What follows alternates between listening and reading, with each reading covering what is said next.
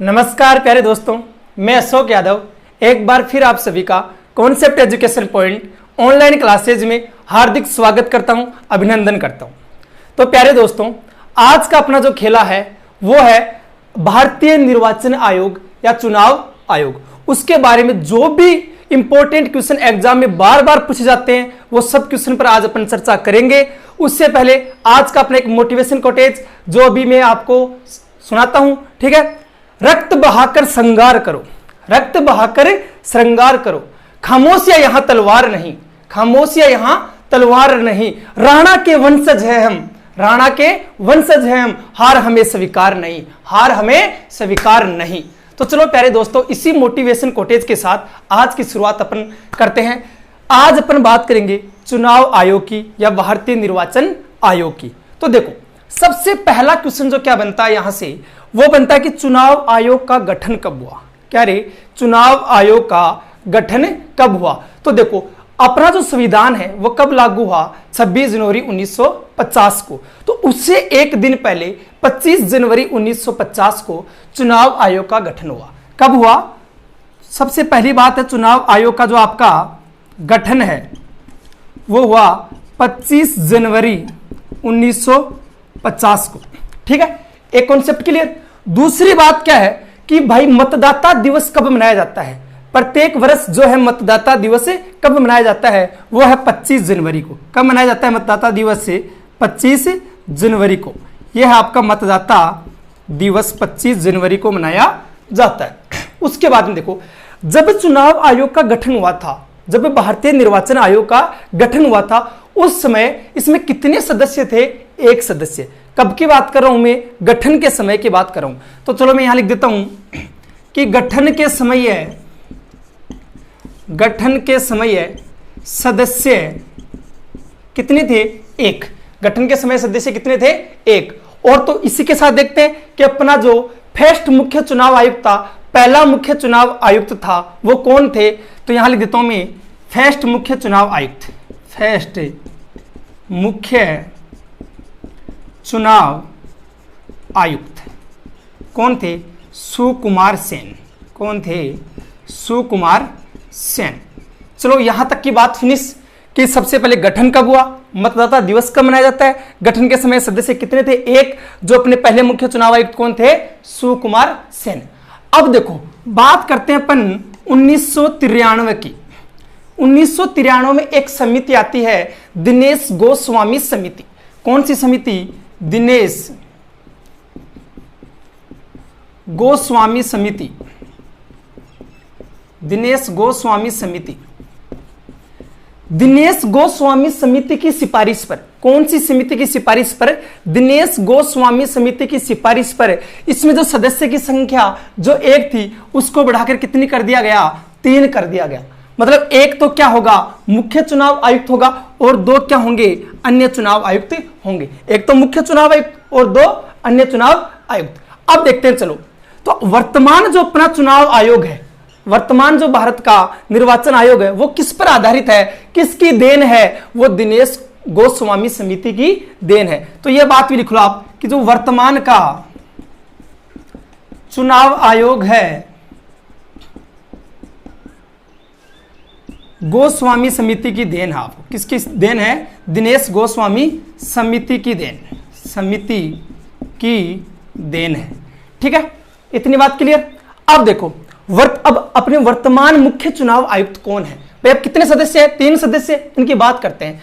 वर्तमान मुख्य चुनाव आयुक्त कौन रहे?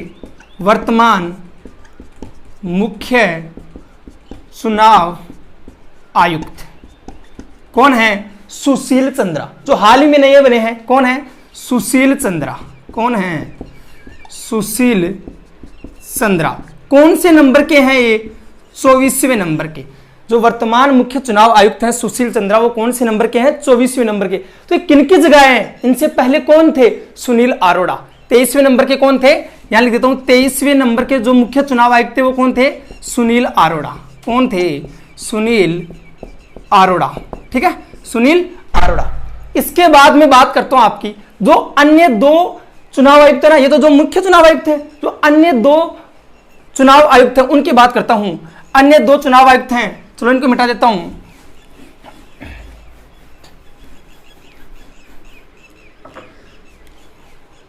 दो अन्य चुनाव आयुक्त, एक तो कौन है वर्तमान में जो है राजीव कुमार, कौन है राजीव कुमार।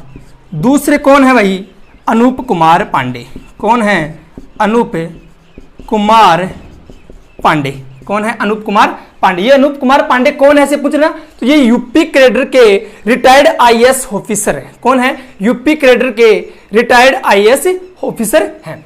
चलो यहां तक की सारी बातें क्लियर। अब देखो बात करती हूं कि क्या एक क्वेश्चन आता है कि क्या चुनाव आयोग एक संवैधानिक संस्था है या गैर संवैधानिक संस्था है, कौन सी है।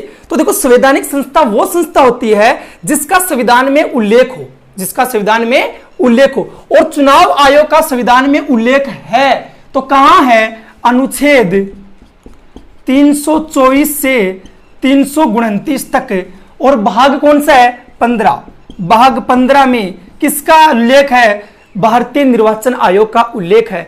इसलिए चुनाव आयोग कैसी संस्था है, एक संवैधानिक संस्था है। कैसी संस्था है, संवैधानिक संस्था। कैसी संस्था है, संवैधानिक संस्था।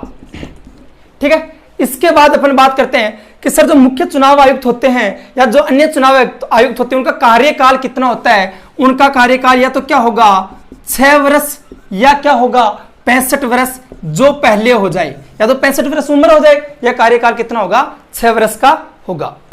इसके बाद में देखो एक अच्छी बात बताता हूं मैं आपको कि एक मात्र भारतीय मुख्य चुनाव आयुक्त, एक मात्र महिला मुख्य चुनाव आयुक्त, एक मात्र महिला मुख्य चुनाव आयुक्त कौन है, श्रीमती रमा देवी। एक मात्र महिला मुख्य चुनाव आयुक्त कौन है, श्रीमती रमा देवी। यहां लिख देता हूं श्रीमती रमा देवी। अब देखो इसके अलावा एक और कॉन्सेप्ट में आपका यही तैयार करवा देता हूं कि जो अपना 61वां संविधान संशोधन था, कौन सा संविधान संशोधन, 61वां संविधान संशोधन, 61वां संविधान संशोधन 1989, 61वां संविधान संशोधन 1989। इसमें क्या हुआ, इसके तहत जो अपनी वोट डालने की उम्र है, मत डालने की जो उम्र है वो 21 वर्ष से, किससे रे 21 वर्ष से 18 वर्ष कर दी गई। तो अपने वोट डालने की उम्र 21 वर्ष से 18 वर्ष कौन से संविधान संशोधन के तहत की गई, 61वां संविधान संशोधन 1989 के तहत। इसमें प्रधानमंत्री या पीएम कौन थे, राजीव गांधी। तभी तो वो थोड़े हट्टे कट्टे थे, जवान थे, तो भी उनको बताया गया कि आप जो है अगर आप जीतना चाहते हो तो आप क्या करो कि जो आपकी ये चुनाव की जो उम्र है वोट डालने की उसको 21 वर्ष से कितनी कर दो, 18 वर्ष कर दो, क्योंकि आपके साथ कौन है, युवा साथ है।